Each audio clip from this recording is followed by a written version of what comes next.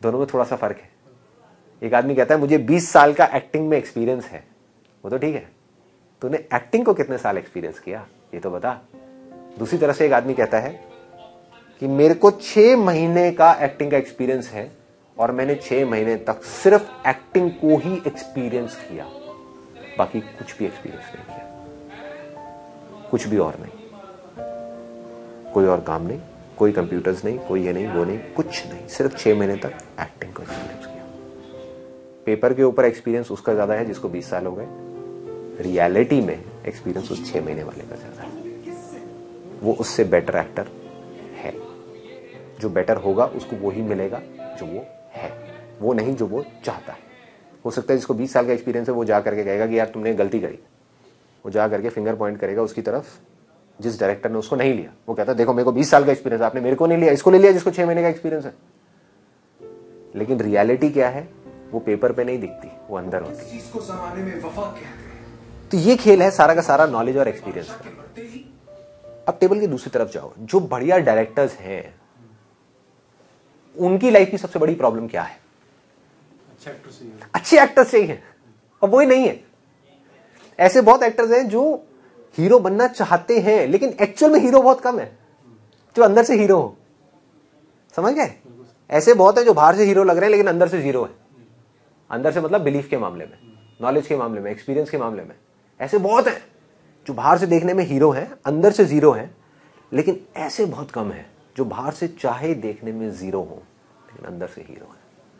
और ऐसे तो बहुत ही कम है जो बाहर से भी हीरो और अंदर से भी हीरो। मतलब प्रोडक्ट भी अच्छा, उसकी पैकेजिंग भी अच्छी। मतलब एक्टिंग के साथ साथ एक्टर तो बन गया मैं एक एक्स्ट्रा ऑर्डिनरी, उसके साथ साथ कम्युनिकेशन स्किल्स भी जरूरी है। तो अपने कम्युनिकेशन स्किल्स पे भी काम कर रहा है, उसको भी सीख रहा है। जरूरी नहीं है कहीं कोर्स करके, लोगों को देख करके, जो सक्सेसफुल एक्टर्स हैं उनको देख करके, उनकी कम्युनिकेशन स्किल्स कैसी है, उनसे सीख करके, उनसे बात करके, समझ करके अपने आप को प्रमोट कैसे किया जाता है। एक एक्स्ट्रा ऑर्डिनरी एक्टर तो है लेकिन वो गांव में ही बैठा रहे जिंदगी भर, कभी बाहर ही ना आए, तो किसको पता लगेगा बॉम्बे में कि इस नाम का एक बंदा एग्जिस्ट करता है। तो अपने आप को प्रमोट कैसे किया जाता है, वो बुक्स में पढ़ के, समझ करके। मतलब कि एक प्रोडक्ट तो बहुत अच्छा है लेकिन आपने उसको अपने घर में रख लिया, बिकेगा कैसे? बाहर तो निकालना पड़ेगा ना, उसको पहले तो प्रमोट करना पड़ेगा ना। एक बार प्रमोट कर दिया और वो प्रमोट हो गया, उसके बाद में तो दुनिया आएगी ना उसको ढूंढती हुई, दुनिया अपने आप खरीदेगी। तो इसने ये भी सीखा कि एक एक्स्ट्रा ऑर्डिनरी एक्टर कैसे बनना है, उसके साथ साथ एक एक्टर की पैकेजिंग कैसे होती है। फॉर एग्जाम्पल, आप मार्केट में गए एक प्रोडक्ट खरीदने के लिए, बहुत अच्छा प्रोडक्ट है, अंदर से पैकेजिंग गंदी सी है, उसके ऊपर कीड़े घूम रहे हैं, सड़ी हुई सी पैकेजिंग है, आप खरीदोगे उस प्रोडक्ट को? कितना भी अच्छा हो, कितना भी अच्छा हो। दूसरी तरफ आप गए खरीदने के लिए एक प्रोडक्ट, उसकी पैकेजिंग अच्छी है लेकिन अंदर से प्रोडक्ट बेकार है। पैकेजिंग अच्छी है लेकिन प्रोडक्ट बेकार है, वो खरीदोगे? एक बार तो खरीद लोगे, दोबारा नहीं खरीदोगे। तो आपको प्रोडक्ट भी अच्छा चाहिए, पैकेजिंग भी अच्छी चाहिए, साथ में प्रमोशन भी चाहिए। अच्छा, इसके बाद भी एक सिचुएशन मान लो कि एक आदमी ने अपनी पूरी जान लगा दी, अपने ध्यान को पूरे तरीके से फोकस कर दिया एक काम के ऊपर 2 साल तक, और फिर भी उसका कुछ नहीं हुआ। मान लो कि इस एक्टर की, इस लड़के की जिसकी मैं बात कर रहा हूं, वो एक एक्टिंग स्कूल में गया, उसने अपना सारा फोकस, सारा ध्यान उठा करके एक्टिंग पे डाल दिया और 2 साल तक उसने एक्टिंग करी और एक एक्स्ट्रा ऑर्डिनरी एक्टर बन भी गया। जब पूरा ध्यान वहां होगा तो वो बनेगा ही बनेगा, दुनिया की कोई ताकत नहीं रोक सकती। लेकिन उसके बाद भी उसको सक्सेस नहीं मिली। ऐसा हो सकता है? हो सकता है, क्योंकि अगेन सक्सेस और फेलियर तो हमारे हाथ में है ही नहीं ना, वो लीड रोल मिलना तो हमारे हाथ में है ही नहीं। अब क्या हुआ? क्या इसका कुछ फायदा हुआ या नुकसान हुआ? फायदा तो हुआ कि उसने सीख लिया, कोर्स कर लिया और एक्टर बन गया, इतना तो फायदा हुआ उसको, राइट। लेकिन उसका आउटकम नहीं मिला या परफॉर्म नहीं कर पाया। दुनिया की नजर में उसको कोई फायदा नहीं हुआ, दुनिया की नजर में वो फेल हो गया। लेकिन अगर आप ध्यान से देखो तो उसको एक ऐसी चीज का एक्सपीरियंस हुआ है जिसको आप पैसों में कैलकुलेट कर ही नहीं सकते, जिसकी आप वैल्यू नहीं लगा सकते, जो इतनी प्रेशियस है जिसकी कोई हद नहीं है। वो क्या है कि किसी एक काम पे फोकस करना। वो आ गया उसको, उसने 2 साल में और कुछ नहीं सीखा, एक्टर बन गया बढ़िया, लेकिन एक्टिंग में उसको सक्सेस नहीं मिली। उसको मोटा मोटा ये तो समझ आ गया ना कि 2 साल तक अपने ध्यान को आउटकम की बजाय काम पे फोकस कैसे किया जाता है, फीलिंग्स को छोड़ करके काम पे फोकस कैसे किया जाता है, अपने आप को बेटर कैसे बनाया जा सकता है। तो तो ये लड़का लाइफ में कभी फेल नहीं हो सकता, क्योंकि आज एक्टिंग में उसको सक्सेस नहीं मिली, लेकिन ये जो एक्सपीरियंस लेकर के निकला यहां से, इस एक्सपीरियंस को अब वो किसी भी काम में यूज कर सकता है और मिरेकल्स कर सकता है। एक काम में नहीं हुआ, दूसरे में होगा, तीसरे में होगा, चौथे में होगा। 2 साल में नहीं हुआ, तीसरे साल में होगा, चौथे में होगा, 5वें में होगा। लेकिन ये सब होने के बाद में उसको जो सक्सेस मिलेगी वो पक्की होगी, क्योंकि that will be based upon belief. वो टेम्पररी नहीं होगी, वो परमानेंट होगी, क्योंकि उसका ध्यान बिल्कुल सही जगह पर है, उसका ध्यान काम पर है। तो आज नहीं तो कल वो इस काम में परफेक्ट होने के बाद भी फेल हो गया, लेकिन उसको यह समझ आ गया कि किसी भी काम में परफेक्ट कैसे हुआ जाता है। परफेक्शन का सिर्फ एक तरीका है कि सारा ध्यान सब कुछ उस काम पे होना चाहिए। उसको यह समझ आ गया, उसने ये एक्सपीरियंस कर लिया, उसने ये सीख लिया, उसको ये नॉलेज हो गई। तो आज उसने ये काम किया, कल वो कोई और काम करेगा, और अगर उसमें भी सेम इन्हीं फंडों को अप्लाई कर देगा और उस काम में परफेक्ट हो जाएगा, तो वो दिन दूर नहीं है जब लोग उसको ढूंढते हुए आएंगे। सारा खेल फोकस और ध्यान का है। सारा खेल ध्यान ही तो है, फोकस ही तो है, अटेंशन ही तो है। ध्यान से देखो, जो लोग सक्सेसफुल दिख रहे हैं आपको किसी भी फील्ड में, उसमें और फेलियर्स में क्या फर्क है? उनका ध्यान काम पे ज्यादा है और चीजों पे कम है। जो लोग फेलियर्स हैं उनका ध्यान और चीजों पे बहुत ज्यादा है, काम पे कम है। ये ध्यान वही है क्या जो मेडिटेशन कहते हैं, वो ध्यान और ये ध्यान दोनों एक ही चीज होती है? दोनों एक ही है, दोनों एक ही है। तो इसको करने के लिए यूज करने का तरीका थोड़ा सा अलग है। वहां पे जो मेडिटेशन है, वहां पे हम अपने ध्यान को अंदर लेकर के जा रहे हैं, और यहां पे हम अपने ध्यान को बाहर लेकर के आ रहे हैं। ध्यान को जब आप अपने बाहर किसी भी चीज पे लगा दोगे तो आप कुछ भी क्रिएट कर सकते हो। ध्यान को जब आप अंदर ले जाओगे तो आप खुद को जान सकते हो। जैसे फॉर एग्जाम्पल एक्टर की हम बात कर रहे थे अभी। एक्टर अगर वो अपने ध्यान को ले जा करके एक्टिंग पे लगा देगा तो क्या होगा? उसको एक्टिंग की नॉलेज हो जाएगी। नॉलेज को हिंदी में क्या बोलते हैं? जानना, ज्ञान। उसको एक्टिंग का ज्ञान हो जाएगा। जैसे एक्टर ने अपने आप को बेटर बना भी लिया, फिल्म भी उसकी बन गई, लेकिन फिल्म की प्रमोशन अच्छे से नहीं हो पाई या फिल्म फ्लॉप हो जाती है किसी वजह से, या पैकेजिंग कहें या उसको प्रमोशन कहें, तो उसमें वो क्या कर सकता है? उसके लिए it's a very good point. You know, मैं जो बार बार चीजें कहता हूँ ना, सक्सेस को छोड़ो, फेलियर को छोड़ो, वो क्यों बोलता हूँ? क्योंकि वो चीज़ हमारे हाथ में है ही नहीं। चाहे कितनी भी अच्छी आप फिल्म बना दो, क्या आपके हाथ में है कि वो हिट होगी या फ्लॉप होगी?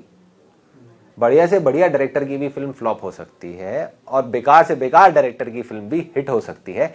इसीलिए तो मैं बार बार कहता हूं कि सक्सेस को और फेलियर को छोड़ दो। आउटकम ही तो है। जहां आपने आउटकम को पकड़ लिया वहीं आप अटक गए। कि अगर आपके लिए सक्सेस की डेफिनेशन ये है कि मेरी फिल्म हिट हो गई तो मैं सक्सेसफुल हूं, नहीं तो मैं फेलियर हूं, तो अब आपकी सक्सेस आपके हाथ में नहीं है, ऑडियंस के हाथ में।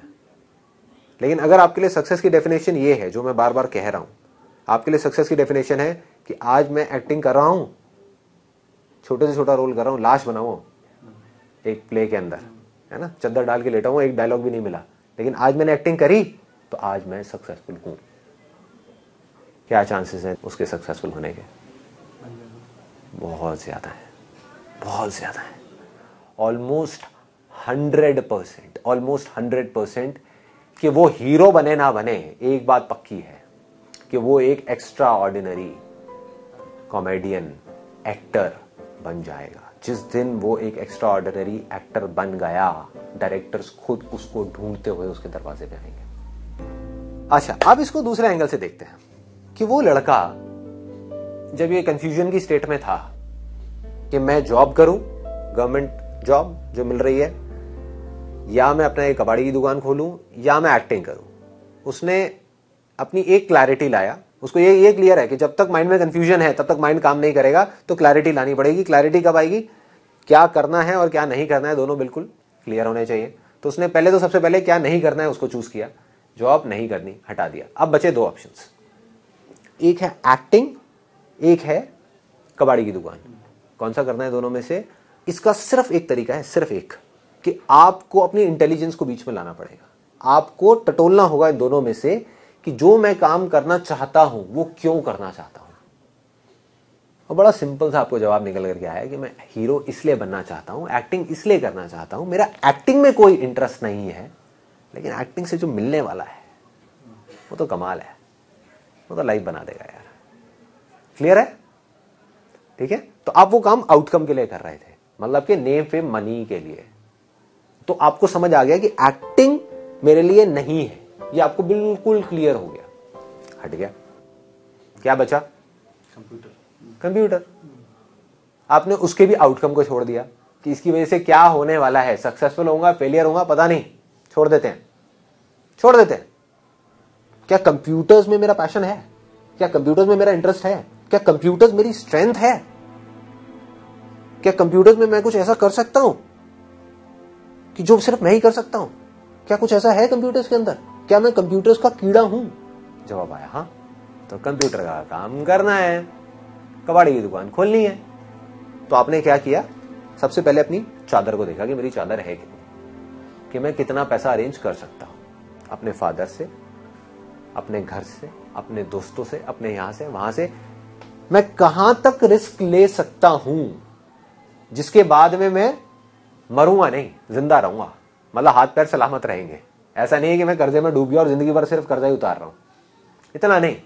जहां तक मेरी चादर है उतने मेरे को पैर फैलाने, बस। आपको जवाब मिल गया कि मैं सिर्फ 30,000 रुपए अफोर्ड कर सकता हूं, इससे ज्यादा नहीं।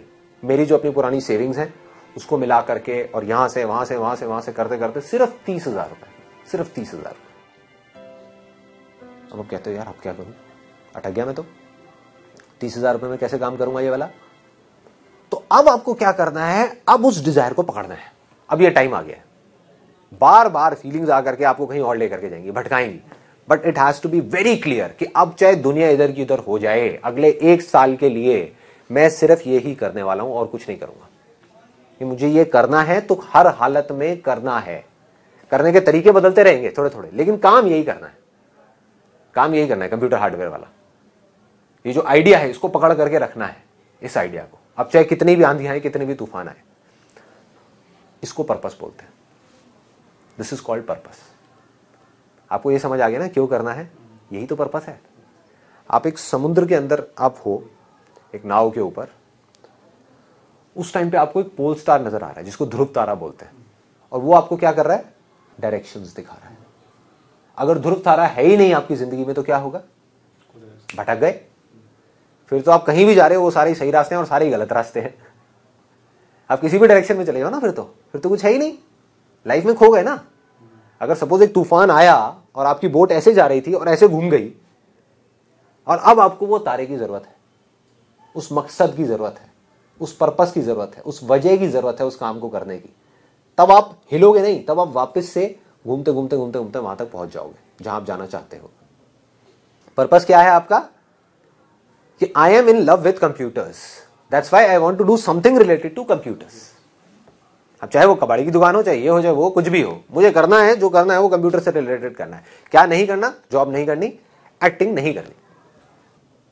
अब माइंड को क्या हुआ, माइंड को एक क्लियर कट पर्पस मिल गया, इससे रिलेटेड अब हमको गोल चाहिए, क्लियर गोल, तभी माइंड काम करेगा। अभी भी क्लैरिटी पूरी नहीं आई, वाई क्लियर हो गया, क्यों करना है, क्योंकि मुझे प्यार है। अब उसको चाहिए कि क्या करना है, ये तो क्लियर हो गया, क्यों करना है, क्या करना है। उसको ये हुआ कि मेरे पास में सिर्फ 30,000 रुपए है, जिसमें दुकान तो नहीं खुल सकती। अब क्या करूं, पर्पस को छोड़ दूं, जॉब में चला जाऊं ना, भाई वो तो नहीं करना ना, क्लियर हो चुका है, तो वहां तो देखने का दोबारा मतलब ही नहीं है ना, उसको तो छोड़ दिया पीछे, अब उसको नहीं देखना। एक्टिंग में चला जाऊं ना, गया, करना यही है, रास्ता नहीं मिल रहा, करना यही है। अब वो जाके धक्के खाएगा, एक्शंस लेगा। एक्शंस कैसे ले रहा है, अब वो जा करके अपने आइडिया से रिलेटेड जा करके जितने भी कबाड़ी वाले हैं उनसे मिल रहा है, उनसे जाकर पूछ रहा है आपके पास कितने आते हैं, कितने आते हैं, कितने आते हैं, कितने आते हैं। कोई बोल रहा है मेरे पास में 1 पीस आता है एक दिन का, कोई बोल रहा है 2 आते हैं, कोई कहता है हफ्ते में 1 पीस आता है। और वो उससे पूछता है कि आप करते क्या हो, कहते हैं कि मैं इन सारे कंप्यूटर्स को ले करके जो ये पुराने से पीस आते हैं, हमारे काम के तो होते नहीं है, तो या तो हम इसको अलग अलग करके बेच देते हैं, या फिर इसको ले जा करके हम एक डंप यार्ड को दे देते हैं, वो तोल करके जो पैसे होते हैं हमको दे देते हैं। मतलब पीछे से कंप्यूटर हमने लिया 500 रुपए का, आगे ले जा करके हमको इसमें कमाई हो गई 300 रुपए की, तो 800 रुपए हमको मिल जाते हैं। उसको समझ आ गई कहानी। उसने कहा भाई मुझे दुकान खोलने की जरूरत क्या है।